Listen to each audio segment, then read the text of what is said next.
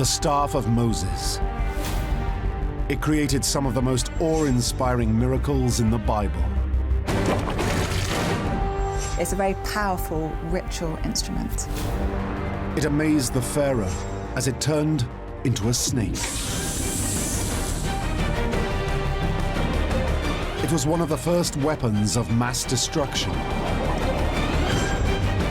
It brought forth the great plagues of Egypt. Some kind of conductor for divine power. It parted the Red Sea and drowned the Pharaoh's army. But what happened to this instrument of divine power? One man believes he knows what became of it. The Staff of Moses was the most powerful artifact in history. He claims the famous staff went through ancient cities and traveled the modern world.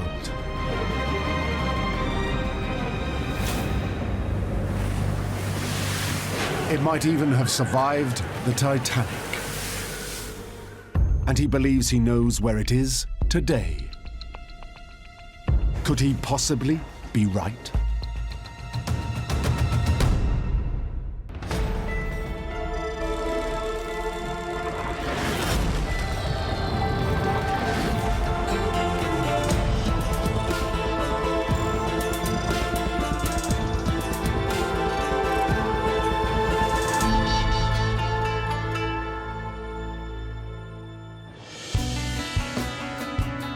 Birmingham, England, the 1st of January, 2000. It's Britain's second biggest city. It's also a gold mine of libraries and museums. And it's the home to one of the country's most tenacious historical detectives. On the first day of the new millennium, Graham Phillips is pondering his next challenge. Phillips is an investigator of myths. He's tracked legends from the resting place of the Ark of the Covenant to the location of King Arthur's Camelot. Tales other academics are unwilling or even afraid to touch. But the story Phillips always wanted to crack was Moses. Moses is the founder of the Israelite religion. The character that seems to have started it all. And so it was him that I decided to investigate.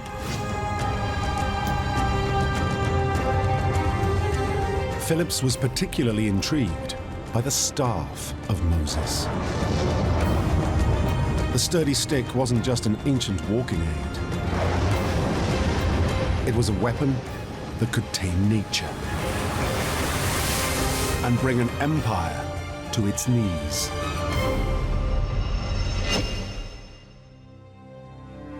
If the story of Moses is true, then Phillips believes his staff could still be out there. Somewhere. He's determined to track it down.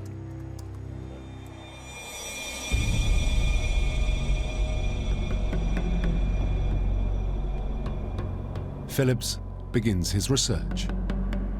He learns that although Moses was a Hebrew, he was in fact born in Egypt, after his people had been taken there to work as slaves. Moses' birth takes place in the context of real danger and threat in the land of Egypt.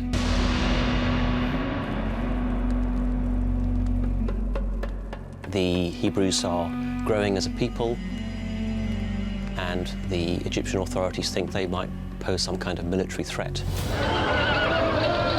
A death sentence is passed by the Pharaoh on all Hebrew boys.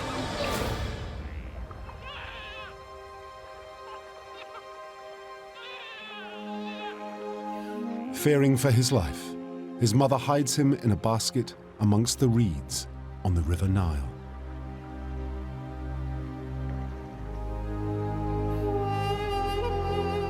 The daughter of the Pharaoh, we're told, found this baby floating in this little basket in the bulrushes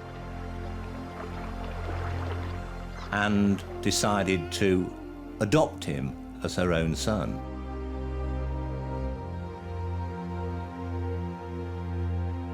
So he has two aspects here. He's not only a Semite, a Hebrew, if you like, he's also an Egyptian prince adopted into the court of Pharaoh. But though raised an Egyptian prince, Moses doesn't forget his Hebrew roots. One day, he makes a decision that changes his life forever. So Moses grows up and he sees an Egyptian oppressing a fellow Hebrew.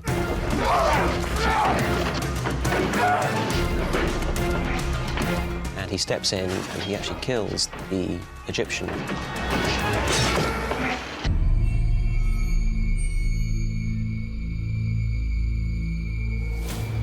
Fearing for his life, Moses flees east to the land of Midian. Moses spends the next 40 years living and hiding in the desert. But as Phillips reads, one day Moses, now an old man, hears the voice of God. While Moses is in the wilderness, he comes across a bush which is burning but is not consumed. God speaks to Moses from the flames. He tells Moses to throw his staff on the ground. Miraculously, it turns into a snake. God tells him to grab the snake by the tail. Incredibly, it turns into a staff again. It becomes Moses' supernatural weapon. If we are to believe what we're told in the Old Testament, the staff of Moses was the most powerful artifact in history.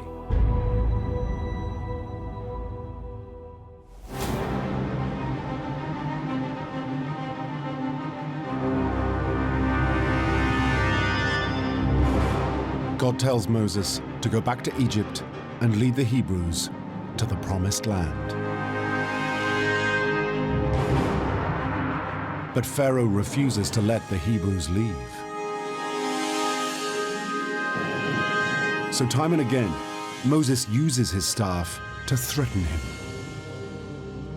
Moses is a ritual specialist. He pulls out all sorts of magic tricks to try and intimidate Pharaoh into letting the Israelite people go.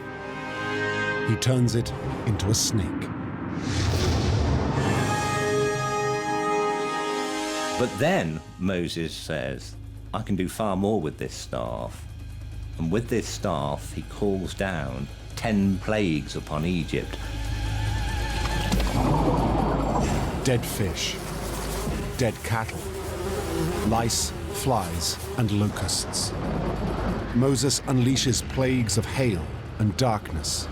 The state is systematically dismantled. These plagues are the prelude to the most terrible plague of all, the death of the firstborn. And it's at that point, it would seem, that Pharaoh is then finally broken. At last, Pharaoh relents.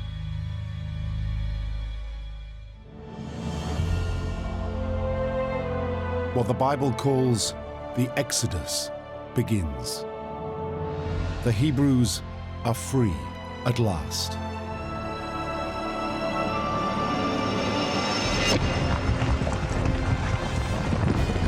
But Pharaoh goes back on his word. The Hebrews become trapped between Pharaoh's army and the Red Sea.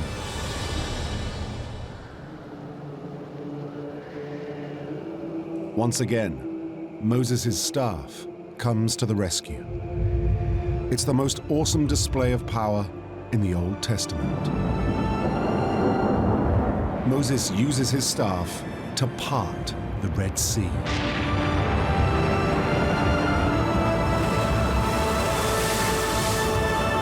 The Hebrews escape and Pharaoh's army is drowned by the returning waters.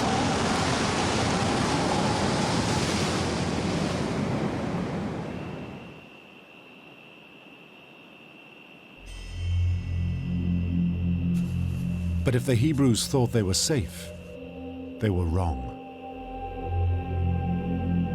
The wilderness is scorching and arid. They face death through dehydration. But then Moses uses his divine staff to miraculously bring water gushing from a rock.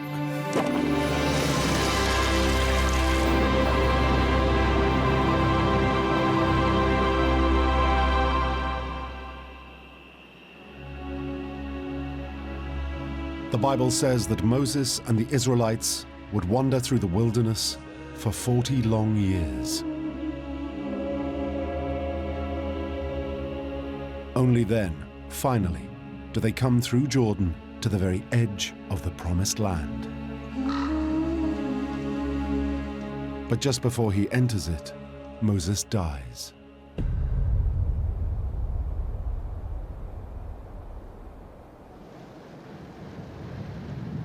As for the staff, it vanishes from history.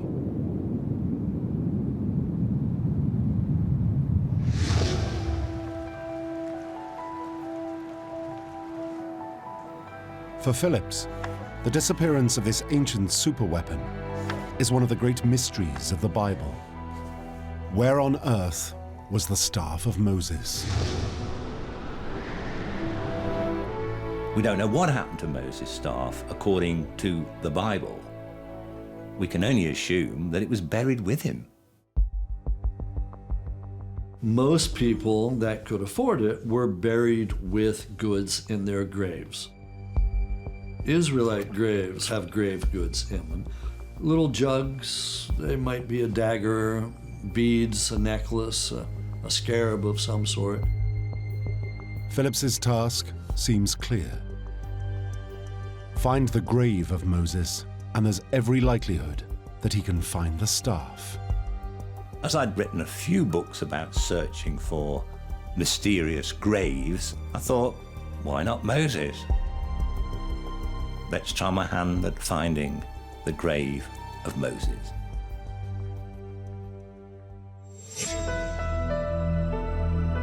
Phillips begins by assuming that the grave of Moses is surely somewhere near where he died. But where exactly is that? Phillips turns to the Bible. Surely it records where Moses was buried. But the first reference he finds bluntly states that no man knoweth of his sepulchre unto this day.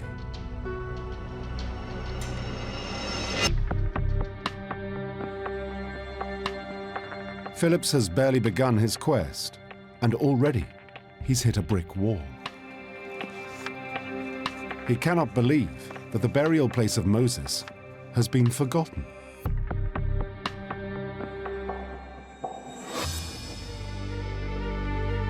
But there are other places in the Bible that Phillips can look. In the book of Deuteronomy and the book of Numbers. Both contain the same promising lead. They talk about the burial place of Aaron, the brother of Moses.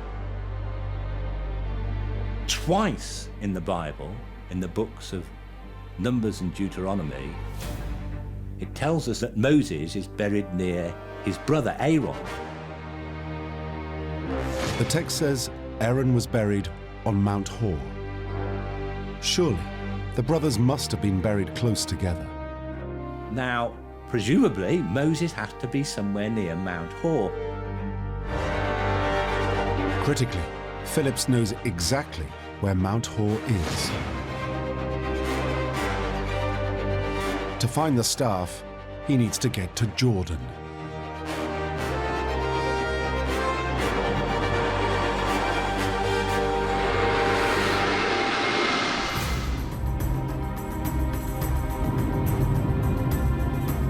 Phillips drives from the capital Amman south into the desert.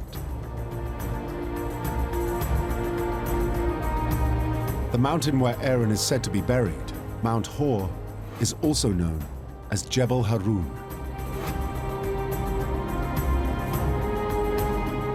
It dominates the skyline over Jordan's most famous ruins, the Rose City of Petra.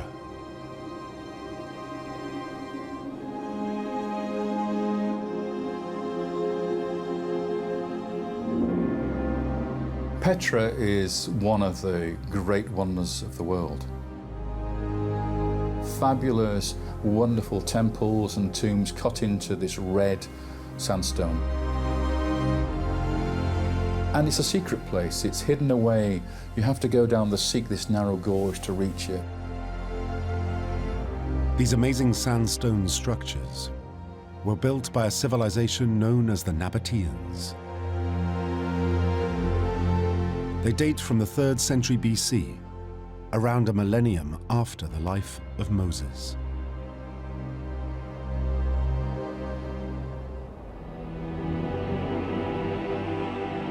Phillips is soon struck by the sheer immensity of his task. The site is huge. It's like looking for a needle in a haystack.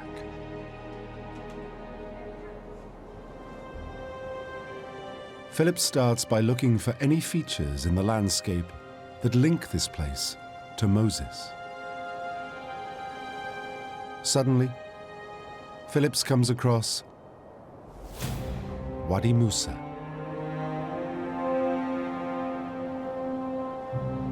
It means the Valley of Moses.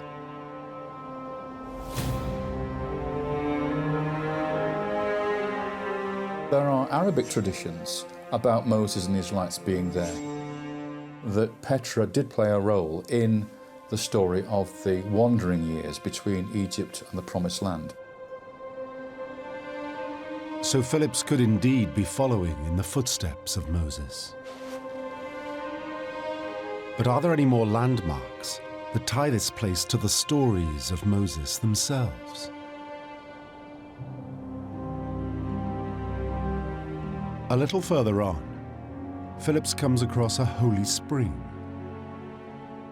It's called the Ein Musa, the spring of Moses.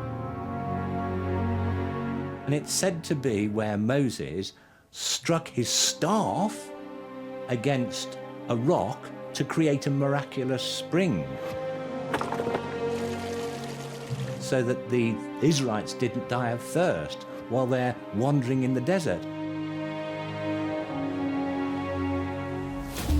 But despite being certain he is on the right track, Phillips still hasn't found anything that's like a Hebrew grave. He needs a more obvious clue, like a memorial stone. But how would he know it if he found it? Phillips goes back to the story of the staff. At will, Moses could turn it into a snake. That was his trademark. Maybe he should be looking for symbols of a snake. At the foot of Mount Hor, Phillips looks again at the Bible's reference to the burial of Moses. He finds a detail he hadn't spotted before. Deuteronomy states that Moses was buried over against Beth Peor. Beth Peor means, literal translation, the house, Beth, of the snake. But it can also be used to mean place of, rather than just house. So Beth Peor actually means the place of the snake. The book of Numbers is even more promising. It says that when the Israelites were in the wilderness, Moses built a magical icon of a snake. And Moses, with the power of God, has power over this creature. He scours the ancient valley, searching for images of a snake. And then, in the shadow of Mount Hor, Phillips finds an extraordinary structure.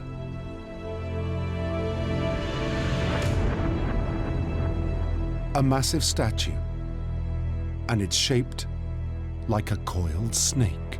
I was standing, as far as I was concerned, at the very place where Moses was buried. And the Bible says that to this day, no man shall know the place where Moses' sepulchre lies. And there I was, at it. It had to be somewhere in that area. I was absolutely thrilled. It was the high point of my whole life. Phillips looks around for signs of the grave itself. He's convinced the staff has to be close by. There are intriguing caves all around the snake monument. But Phillips is powerless to investigate, never mind excavate. Petra is Jordan's national treasure. He'll be in serious trouble if he damages the fragile sandstone.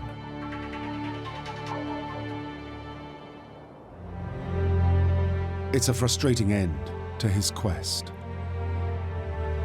Phillips feels he's closer than anyone else has ever been to locating the grave of Moses.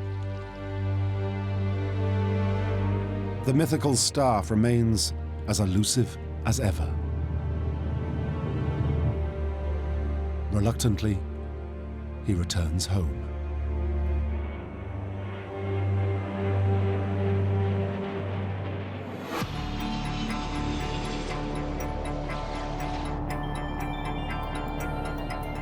Back in Birmingham, Phillips wonders what else he can do to find the Staff of Moses.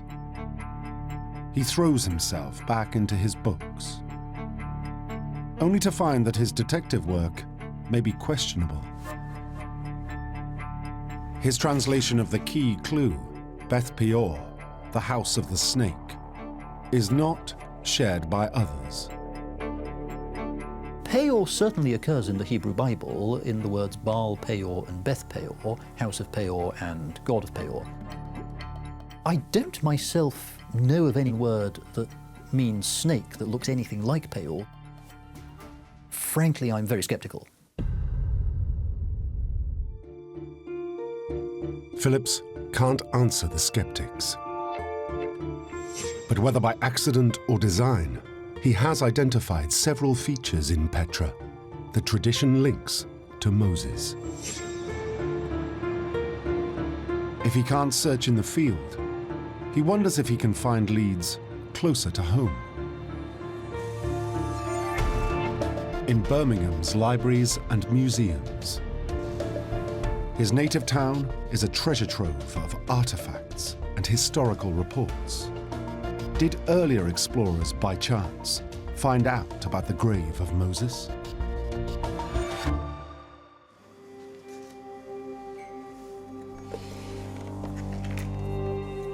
One account in particular catches his eye. It has a description of a strange tomb.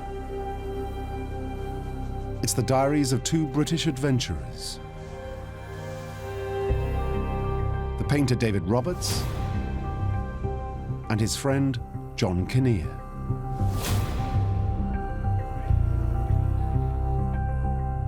They visited Petra in the 19th century. A journey captured in Roberts's landscapes. And I discovered that in 1839, they went to excavate various old tombs in Petra in Jordan. It appears that the men explored behind the snake monument and discovered a tomb. According to Phillips, Kinnear and Roberts didn't think the tomb was anything special. But Phillips reads on to see if the explorers found any trace of a body. but no human remains were discovered. Just as Phillips is about to put the report away, he notes that they did find something.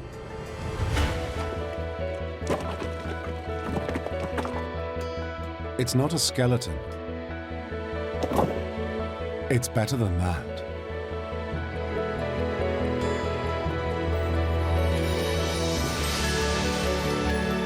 A black-painted wooden staff. The staff could very well have been the staff that Moses had with which he parted the Red Sea.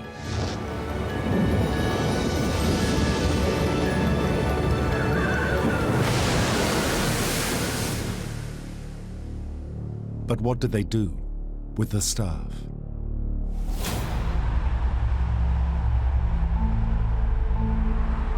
The 3rd of July, 2000. It's 6 months since Phillips first set off on a quest to find the Staff of Moses. Now, thanks to Roberts and Kinnear's reports at Petra, at last, he's picked up a scent. It's now a matter of seeing where the trail takes him. He starts to put together the pieces of the puzzle to try and trace what happened to the staff. It appears that Kinnear does bring the staff back to England. But it doesn't stay with Kinnear for long. Phillips says the staff falls into the hands of John Wilson, a collector of antiquities. Phillips believes that Wilson then sells the staff on to the Earl of Devon. He keeps it at his estate at Powderham Castle in the southwest of England. Then, in early 1912, the staff is sold again, this time to a Mr. Stanley May, an American collector of antiquities. According to the diary of Lady Devon at that time, an American businessman and friend of the family by the name of Stanley May came to stay and had a considerable interest in a number of the artifacts that Lord Devon possessed. And one of the artifacts that he let him have was this staff. Phillips wonders if his research is right, and the rod found in Petra is the Staff of Moses, then maybe it is no longer in England. It could have been taken to America.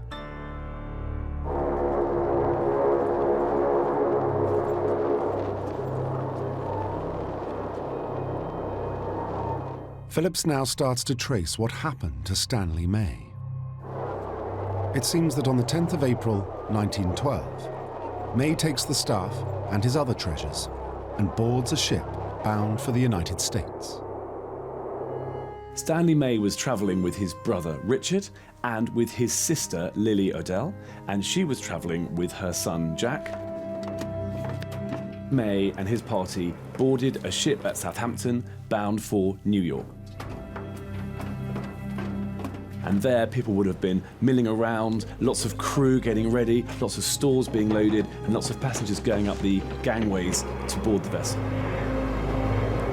They booked 3 cabins adjoining each other in first class on ticket number 84, which cost in today's money £7,000. Phillips has now traced the staff all the way from Petra in 1839 to Southampton in 1912.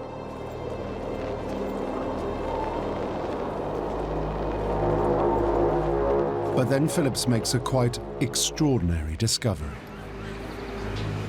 This is the ship's first journey.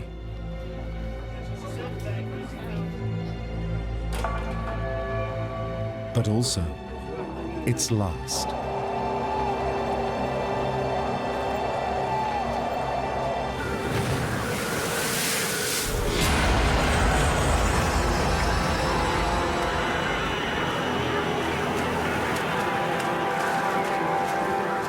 Unfortunately for Stanley May, the ship which he had chosen to travel on was the Titanic. Phillips's discovery begs an awful possibility.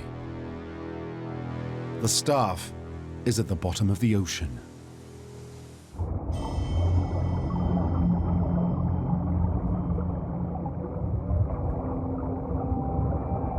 When I traced the staff to the Titanic and knew where the Titanic ended up, I thought, that's it. I've traced it so far, and it's at the bottom of the Atlantic.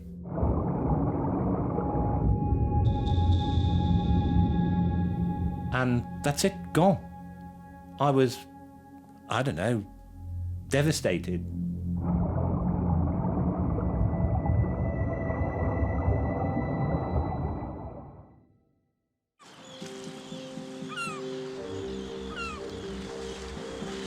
Phillips now faces a new question. What happened to the May family?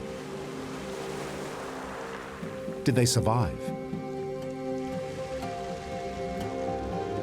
And did they have the staff with them? Hoping against all hope, Phillips checks the records. He knows the odds are low. Of the more than 2,000 people on the Titanic, 2/3 drowned. And only 700 survivors were picked up by the rescue ship Carpathia.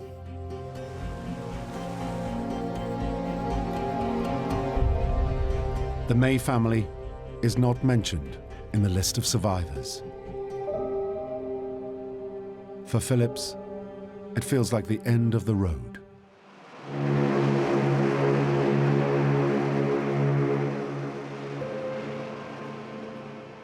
But he is not done with the Titanic. He turns to the list of the dead and notices something strange. There is no record of the May family amongst the dead either. Were they not on board? Incredibly, the Mays, like ghosts, somehow escape the freezing tragedy of the Atlantic. What was going on?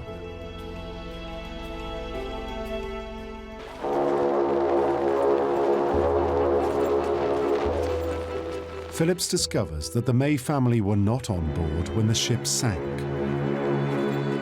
Well, incredibly luckily, Stanley May was in fact not bound for New York himself, although the Titanic was. They disembarked at Queenstown because it was their intention to have a week's driving touring holiday in Southern Ireland. Stanley May and the famous staff had narrowly avoided an icy demise.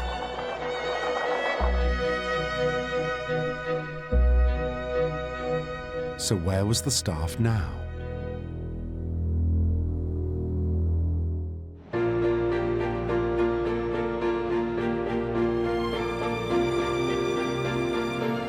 Phillips can't quite believe the turn of events.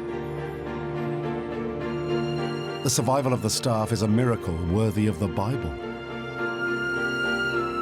The staff had survived. It wasn't at the bottom of the Atlantic. What I had to do next is to find out what the May family did with it. Phillips is firmly back on the trail. A year after the Titanic disaster, it appears that May sells the staff to Edward Ayrton, a distinguished British archaeologist. But Ayrton dies in 1914. His artifacts are packed and shipped away to New York.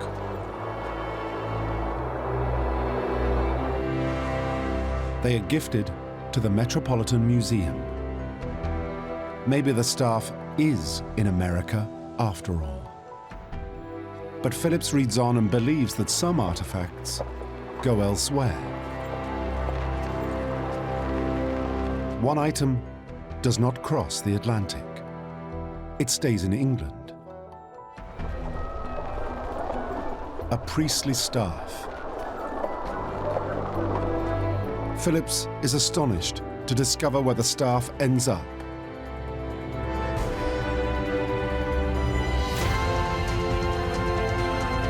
In Birmingham Museum. So I raced, literally, down the stairs, out the door, across the courtyard separating the library from the museum, up the stairs and into the Egyptian gallery.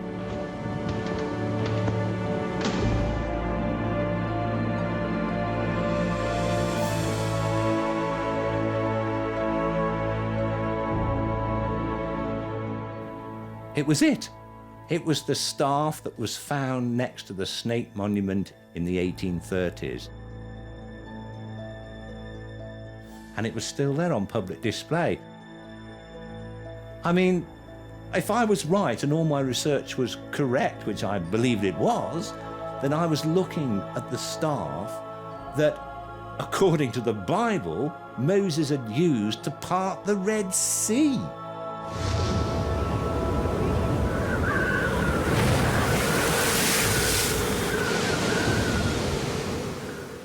Astonished is not the word I would use.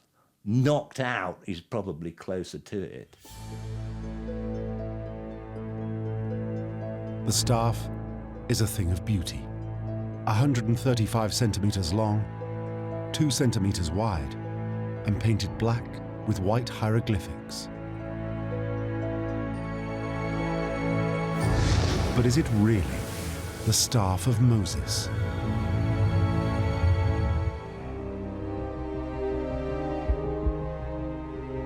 Before anything else, Phillips must first translate the inscription.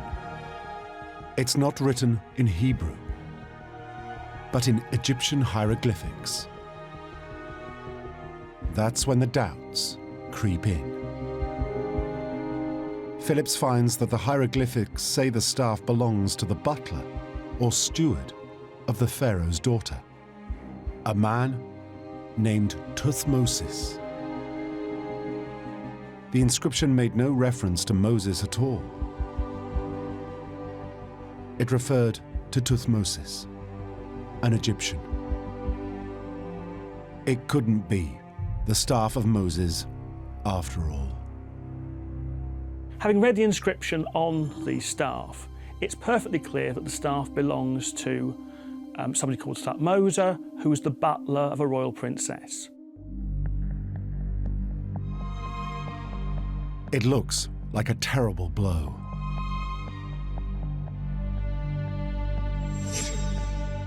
But why then was this staff found in a grave behind a snake monument by the spring of Moses, in the valley of Moses, in the shadow of Mount Hor, where Moses' brother Aaron was buried? It just doesn't add up. Could there be a case of mistaken identity? Could Moses and Tuthmosis be one and the same person?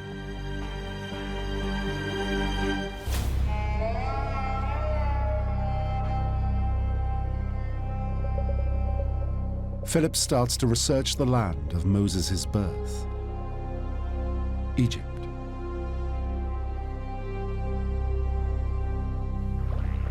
The Bible says he was born a Hebrew, and yet his name was a common Egyptian name. The Egyptian word Mosa means to be born, and there are many Egyptian names which incorporate that element. Amun Mosa, Ra Mosa, and so on, which really means the one who is born of the God who is being cited in the name. Moses sounds a lot like the Egyptian name Thutmose as an example. So it seems that Moses was given an Egyptian name. Phillips finds nothing in the Bible to suggest that he was Egyptian. He wonders what else he can find about Moses in other sources.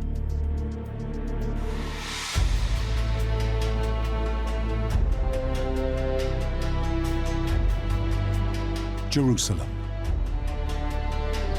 2,500 years ago, this is where the story of Moses was written down.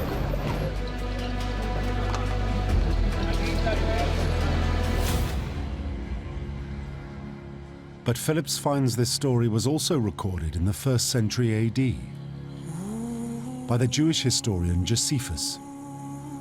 He writes that Moses wasn't just a prince.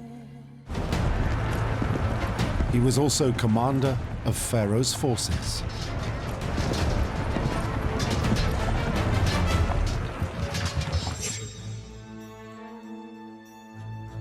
Turning to Egyptian history, Phillips discovers a commander who fits the bill.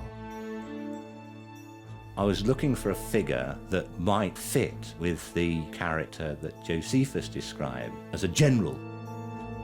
And there was one in 1360 BC.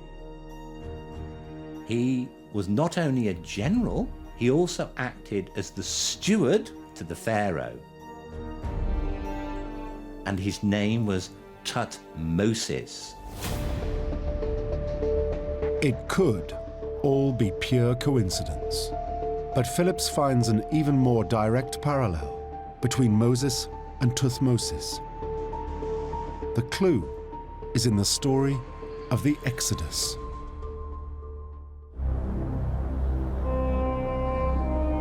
Moses led the Israelites out of Egypt, across the Red Sea, and into the Sinai wilderness. For Phillips, it's the timing of the Exodus that's critical. Many Bible scholars agree that it occurred in the middle of the 14th century BC. Amazingly, Phillips discovers that Tuthmosis may have left Egypt too, and at exactly the same time in history. Phillips finds the evidence in a tomb he believes was prepared for Tuthmosis. The tomb of Tuthmosis, the steward to the Pharaoh Amenhotep IV, was found by the Italian archaeologist Giovanni Belzoni in the Valley of the Kings. According to Phillips, Belzoni noticed that the tomb did not contain the body of Tuthmosis. Phillips' interpretation of Belzoni's finds is controversial. Giovanni Belzoni most certainly did not find the tomb of Prince Thutmose. Belzoni has left an extremely good account of his excavations, and we know exactly what tombs he found, and a Prince Thutmose was certainly not amongst them. People who say that Tuthmosis' tomb hasn't been found are correct in as much as the body of Tuthmosis buried in his tomb has not been found. What has been found is a tomb that had been prepared for him. For Phillips, the empty tomb of Tuthmosis is a telling clue. The discovery of a tomb which was prepared for a person of very high status, which was never used, it was never robbed, is a sure indicator that the person had been disgraced in some way, probably exiled.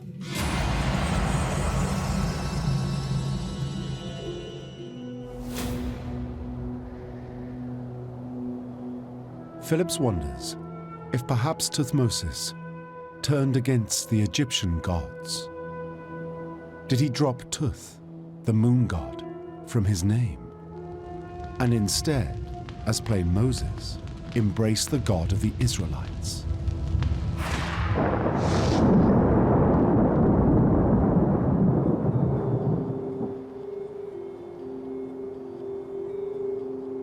The dating of Tuthmosis' vanishing act is 1360 BC. For many, the same time as the Exodus. For Phillips, that is too much of a coincidence. There's no definitive proof that Tuthmosis actually led the Israelites to freedom. But what there is pretty convincing evidence that their flight to freedom did take place at exactly the same time as he disappears from history.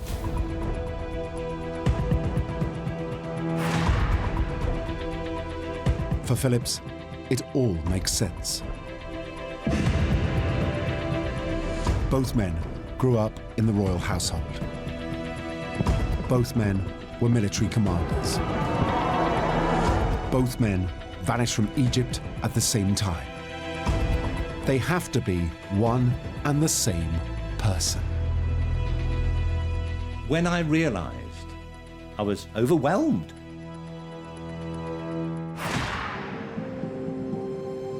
Phillips is convinced that the staff in Birmingham Museum is the Staff of Moses.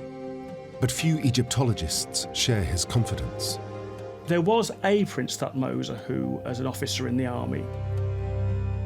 However, Thutmose was an extremely common name during the 18th dynasty. There were 4 pharaohs of that name, a number of princes and various nobles and other commoners as well. So it's often possible to mistake one individual for one or more others. I quite expect many people who are trained Egyptologists to be very critical of my theory as a whole.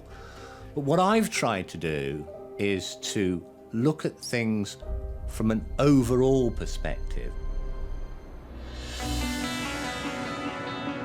Phillips is so convinced of his discovery, he tries to enlist the support of others. He approaches the current custodians of the staff, Birmingham Museum. But they too are unconvinced by Phillips's claims. The curators of Birmingham Museum now will obviously not endorse the fact that this is the Staff of Moses. That's fine. But unfortunately, they have no records really pertaining to that staff going back much earlier than 1950. The museum does admit that the staff's early history is unclear. In theory, it could be a Victorian forgery.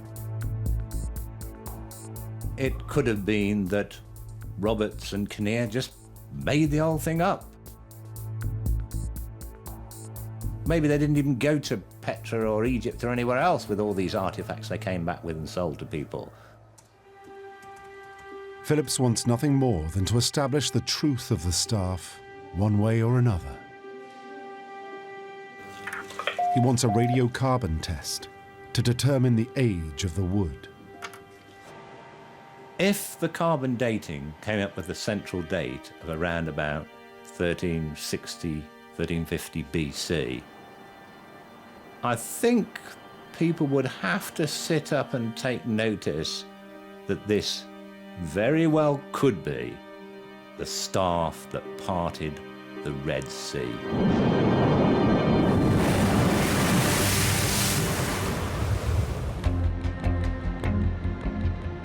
Until such a time as a carbon-14 test is carried out, many Egyptologists will remain critical of Phillips's claim. The assertions which have been made over this are, as far as I can tell, based partly on misinterpreting what some Egyptologists have said and on evidence which, as far as I can make out, doesn't even exist. It's been made up. But if he's right, and this staff does date back to 1350 BC, just maybe this museum has one of the most prized relics in the world. If I was to be asked the question, have you found the Staff of Moses? My heartfelt answer would be yes. To some, the adventures of this staff seem almost as surprising as those of the biblical staff of Moses. Maybe it still has more surprises in store.